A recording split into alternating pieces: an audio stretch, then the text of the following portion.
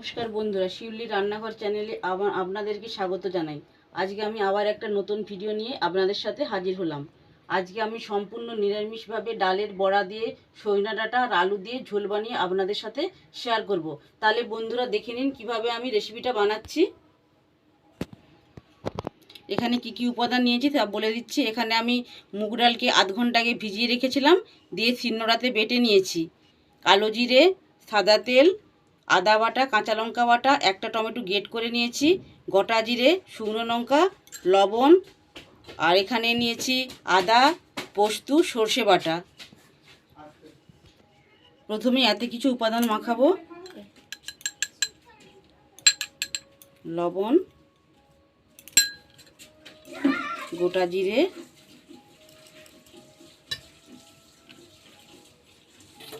অল্প করে সাদা তেল,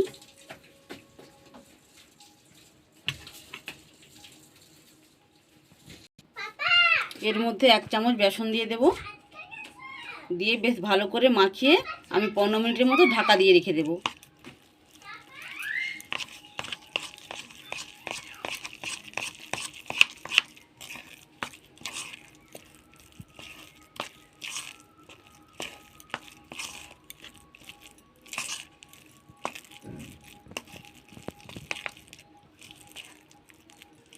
এবার 15 মিনিটের মতো ঢাকা দিয়ে রেখে দেবো এটাকে। ঢাকনাটা খুলে নিয়ে এবার আদা আর কাঁচা লঙ্কা বেটে রেখেছি, ওটা দিয়ে ভালো করে মাখিয়ে নেব। এইভাবে ভালো করে ফেটিয়ে নিতে হবে, তবেই বড়াগুলো ভালো করে ফুলে যাবে।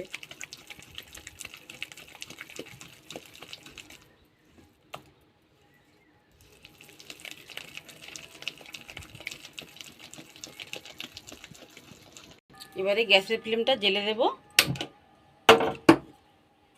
কড়ায় সাদা তেল দিয়ে দেব। বন্ধুরা, আপনারা এখানে সরষের তেল দিয়েও করতে পারেন, আমি এখানে সাদা তেল দিয়েই বানাবো। এইবার বড়াগুলো ভেজে নেব। চামচে করে এরকম ছোট ছোট করে দিয়ে দেব।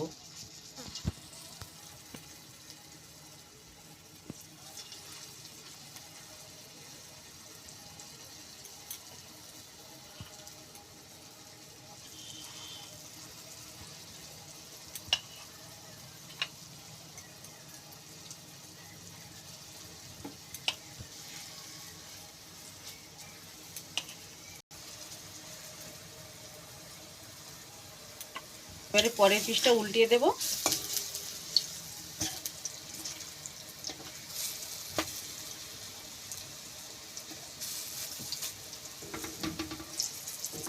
হাতে সময় নিয়ে ভালো করে আস্তে আস্তে করে ভাজা করে নিতে হবে। বড়াগুলো আমার ভাজা হয়ে গিয়েছে, এবার তুলে নেব। দেখুন বন্ধুরা, কতটা মুচমুচে হয়েছে বড়াগুলো।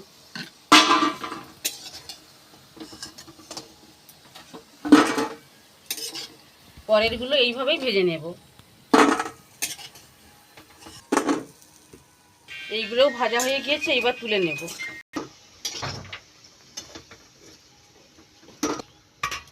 কড়াইতে আমি আরও একটু তেল অ্যাড করে দেব।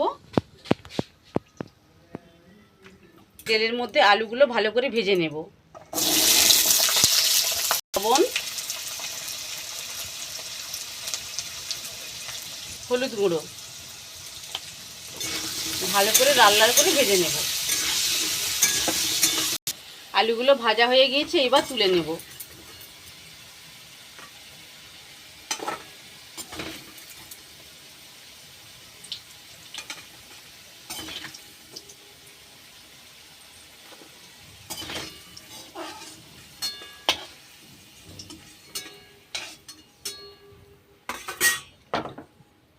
কালো জিরে,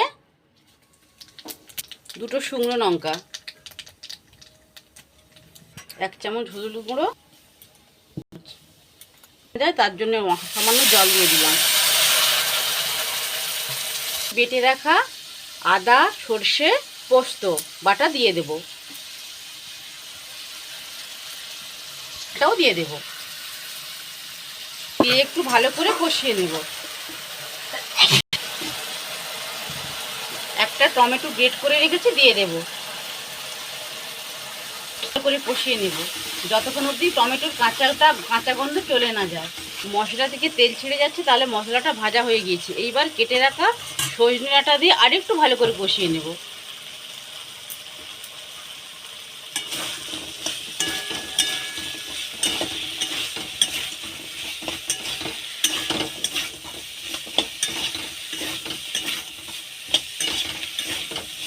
এবার ভেজে রাখা আলুটা দিয়ে আরেকটু ভালো করে কষিয়ে নেব। আলু,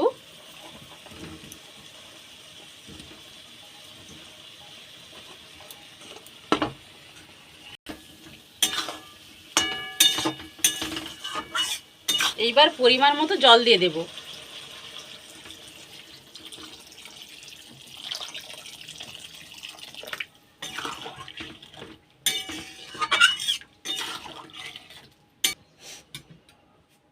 ঢাকনা খুলে পরিমাণ মতো লবণ দিয়ে দেব। লবণ, ঢাকা খুলে দেখে নেব সিদ্ধ হলো কিনা। সজনে ডাঁটা আলু খুব ভালো করে সেদ্ধ হয়ে গিয়েছে। এইবার ভেজে রাখা ডালের বড়াগুলো দিয়ে দেব। ডালের বড়া দিয়ে আর 5 মিনিটের মতো ভালো করে ফুটিয়ে নেব।